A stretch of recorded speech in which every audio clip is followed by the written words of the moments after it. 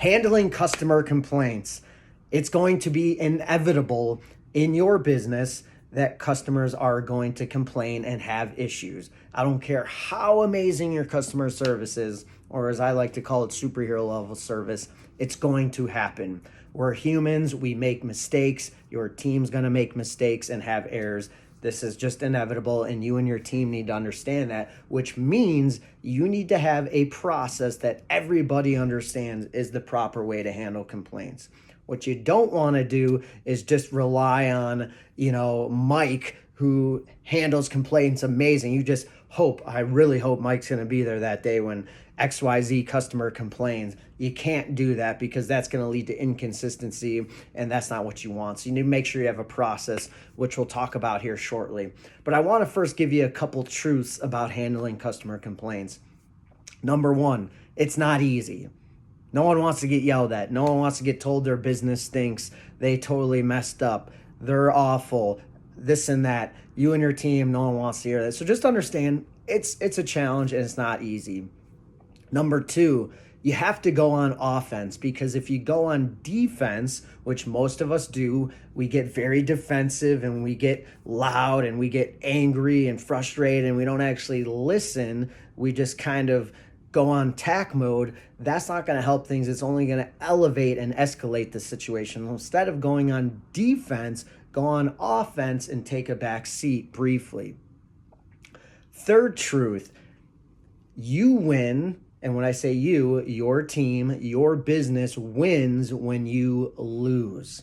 Let me explain that. If you walk away going, yes, I won that argument. We won. Our business won. Yeah, we got them. We showed them who's boss. Well, you lost. You lost because you probably pissed them off. They probably left angry. They're probably never coming back. So really, for you to win as a business, which means keeping that customer, you kind of have to lose in some way if you think about it, right? And that doesn't mean you give up everything, but it just means it's not about you winning per se, like you might want to win some other arguments.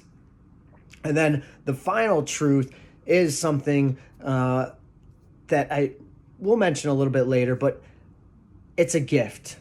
Feedback, complaints is a gift. Why? Because nobody has to do it. In fact, most people won't give you the feedback. They'll just leave and stop doing business with you, which is even worse. So understand it's a gift, and we'll talk about how you should relate that to the person complaining. So let's break it down into how to approach customer complaints, and you can use this with your team. Now, there's endless different methods. There's the herd method. There's the last method.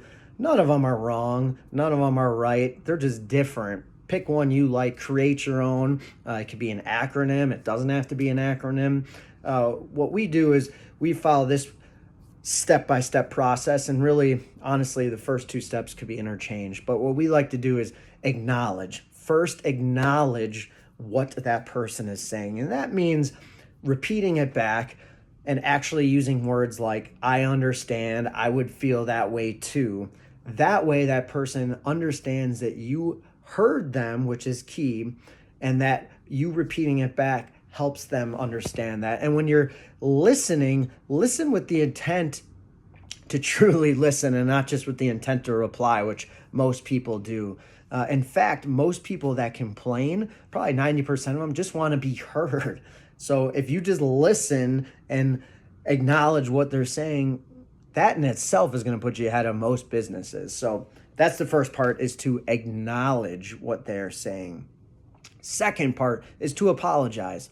It doesn't matter if it's your fault, another team member's fault. It doesn't matter if it seems like the customer is not right in this situation. You need to apologize. And what you need to avoid is using words like they and them. Oh, it was them. They should have never, forgotten to make the phone call. Well, they always close early. Well, they put that chair in the way, or whatever it might be. Using they and them just shifts blame somewhere else. And remember, you're all a team.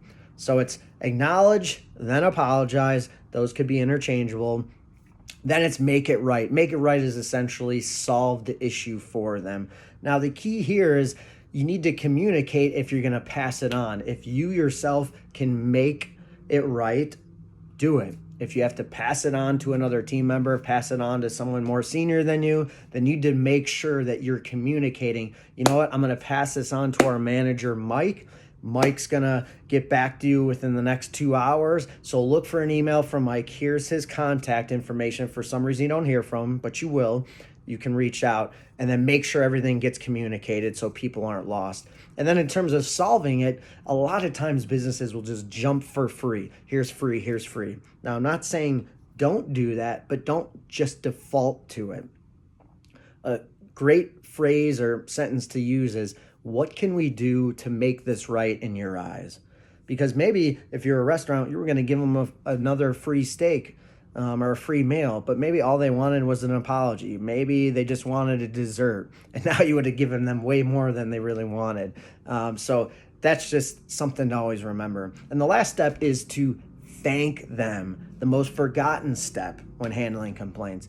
Why would you freaking thank somebody for complaining or saying how bad your business is or how much you messed up?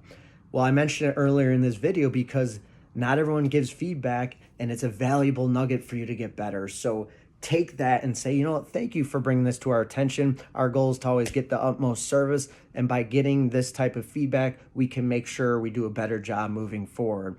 And then the key here now is to actually make that adjustment. If there's some process along the way that's getting messed up that people are commonly complaining or having issues, make sure to fix it and nip it right now so it doesn't happen down the road. So there you go. There's a process. Make sure to create one within your business. Talk to your team about it. And remember, don't fear the negative feedback, the complaints, but instead take it in and understand it's a gift.